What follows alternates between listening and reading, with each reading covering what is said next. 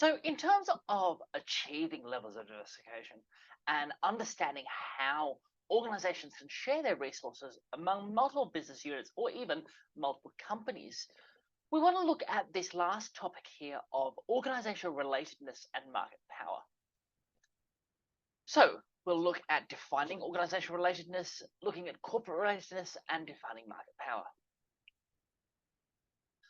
So, in terms of organizational or operational relatedness, we talk about sharing activities. So, sharing activities require strategic control over a number of business units and is risky because it ties the business units together and creates links between the different organizations and the outcomes that they need to achieve. However, by doing so, primary and support activities can actually be shared quite effectively or efficiently, which will allow organizations to better achieve the economies of scale. So, what are some of the type of things that can be shared? We look at primary activities, particularly in terms of things like inbound logistics, inventory delivery systems, warehousing, etc.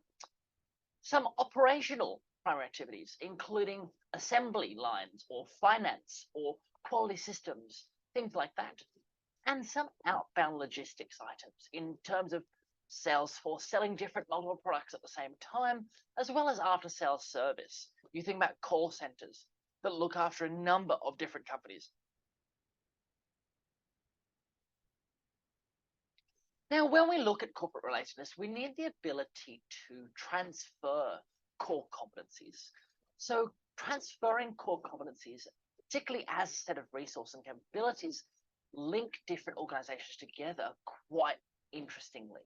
Primarily, often through, as you see here, managerial and technological knowledge, experience, and expertise. Now, looking at organizations such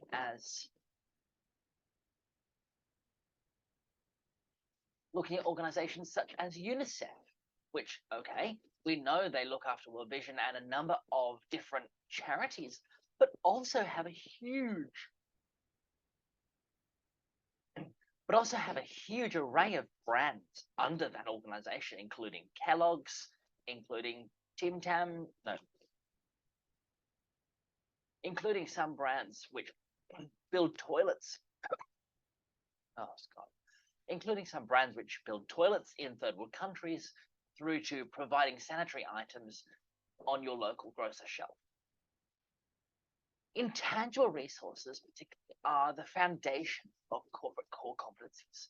And you can see examples here, companies in terms of BHP Billiton, Woolworths, Smith & Wesson, and Luxottica. Obviously, Woolworths being our local example here, understanding how some of their core competencies have been transferred between the Woolworths group, whether that be the customer service from the Rolf Voss and Purity type style supermarkets through to BWS and the Woolworths group owning that, as well as even some of the hotels that the Woolworths group owns. Shifting now to market power. Obviously, the more corporate relatedness and diversification we can have, the greater market power we can achieve. And so this is because a firm able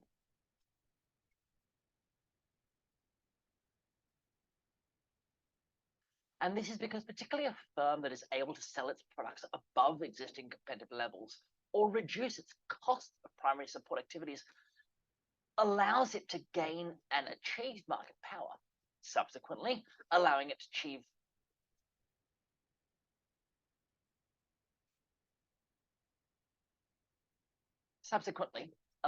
actually achieve competitive advantage.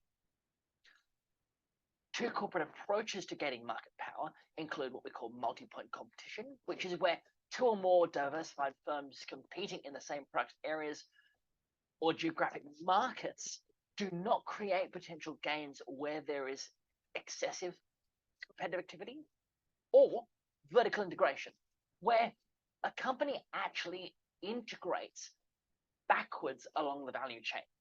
An example here being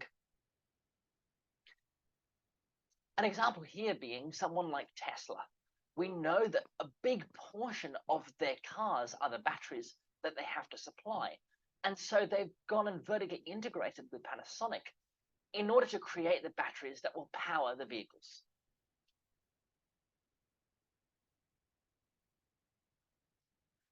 We also think about this idea of simultaneous operational and corporate relatedness.